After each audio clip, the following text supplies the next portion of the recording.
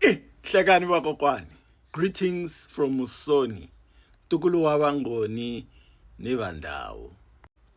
In light of the march and march that has been happening in major parts of the country, South Africa, namely Johannesburg, Pretoria, and Durban, which have been aimed at addressing the grievances that South Africans have against illegal immigration, as well as the criminal activities associated with illegal immigrants being untraceable and undocumented. We are going to ask the question, are South Africans xenophobic? Or are these grievances valid?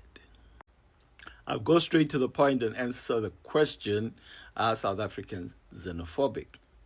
But before I answer that, I want to answer the more pertinent question, are South Africans Afrophobic? For this is the accusation that has been brought against South Africans. And my answer is no. Are there individuals in South Africa that are xenophobic and Afrophobic? Yes, they are, just as they are in Senegal, in Zimbabwe, in Nigeria, in Black America, etc., etc. It's an African problem. But when we use methods of statistics where we deal with the overall society, the majority, South Africans are not xenophobic or Afrophobic. And Exhibit A, my evidence, is South African Tsotsitaal. For those who don't know what Tsotsitaal is, it is widely considered a staple of Mapantsula township culture, often used to initiate conversations with phrases like, Eita, who's it? Eita, who's it means, hello, how you doing? And the main part of my evidence before the court today is that Tsotsitaal is a Pan-African language. It is not derived from South African languages alone. And the first example I'm going to use is the word Eita. And when you Google gives you the definition. It means hello, which is true, or the translation. But when it gives you origins, one of the submissions is that it comes from Setswana influences.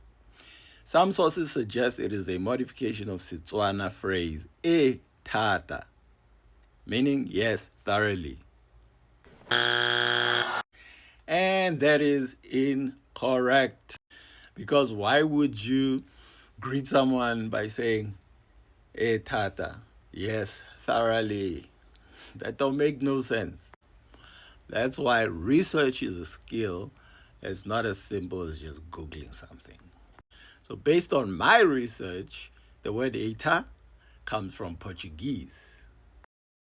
Eita, tá tudo bem? Hey, is everything all right? This ushers in a very important part of South African history, because South Africa has never been a country that speaks Portuguese. So the question is, how did we get Portuguese words into Tsotsitaal?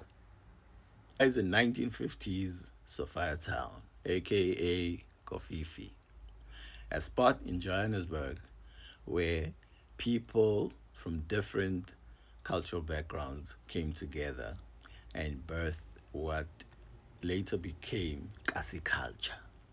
So what does Sophiatown have to do with all of this?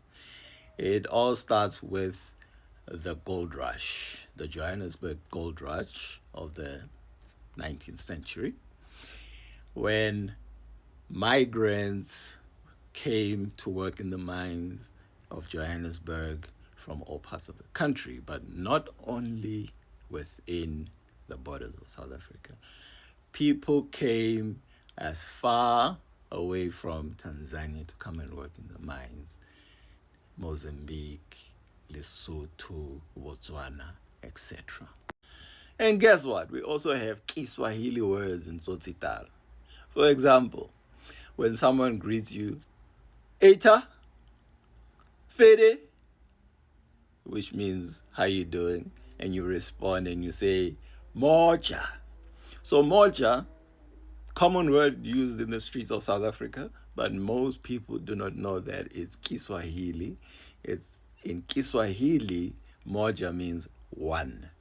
Oneness, unity. Sometimes a Zulu person will say, when you say, hey, Fede, Fede, it goes, sisonke, we are together. It means the same thing as moja. Moja can also be translated as wholeness, oneness. So when you are together as a person, when you are whole, it means I'm good. So the major greeting words in Tsotsitaal are not derived from South African languages. Eta, Portuguese from eta. Hola, from Portuguese, hola. Hui hui, an adaptation of Portuguese oi oi. And as I said, moja Kiswahili. So the question is, how did who brought Portuguese into South African townships? And the correct answer is Portuguese words were brought into Tsotsitaal by Mozambican Amashangan. And Kiswahili words such as moja were brought in by Tanzanians. And this part is directed at the tribalistic element within South Africa who have turned the word Amashangan into a derogatory word and have used it to mean foreigners. Whenever you say hola, eta, oi oi, you owe it to Amashangani of Mozambique. And so the question is, if South Africans are not inherently Afrophobic, as we have proved through the fact that if they were Afrophobic, they would not have allowed Tanzanians and Mozambicans, etc., to contribute to the development of Tsotsitaal. Then what exactly happened in the turn of the century? 2008, we hear of the first xenophobic attack. There is, of course, a third force party behind all of that. It is the international agenda to enforce the primitive tactic of divide and conquer, which they have used to continue to exploit Africa from the times of the missionaries all the way through to the Rwandan genocide, Tutsis versus against the Hutus, up until today in Nigeria, with the massacre of innocent people, Muslims against Christians. Because the biggest threat to European imperialism is African unity. I'm sure that's the cliche, but one thing that most people are confused about is the basis of African unity. And I will invoke a scholar, an elder, Molefi Kete Asante, in his book African Culture, The Rhythms of Unity. In this text, it says the African world in the ethnocultural debate, the black Cuban, whose complexion may be lighter than the Moroccan, may be a brother less because of color than the common response to the same rhythms, the same rituals, and the same African sense.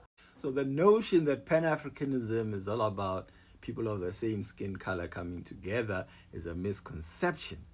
Because if you sell drugs to my nephews and nieces and turn my sister into a prostitute, you are not my brother. And the last part of this discourse is the question whether the cause by South Africans against illegal immigration is valid. If it was not valid, Xolani Khumalo would not have been framed for murder for doing drug busting against Nigerians who were selling drugs in the community. And to my Zimbabwean brothers and sisters, South Africans are not against you. Stop taking cheap labor jobs and calling South Africans lazy. That's it from me, Musoni Ntukulu Wabangoni Nibandao. Thank you for listening. Share, like, and subscribe. Peace and African unity. Umoja.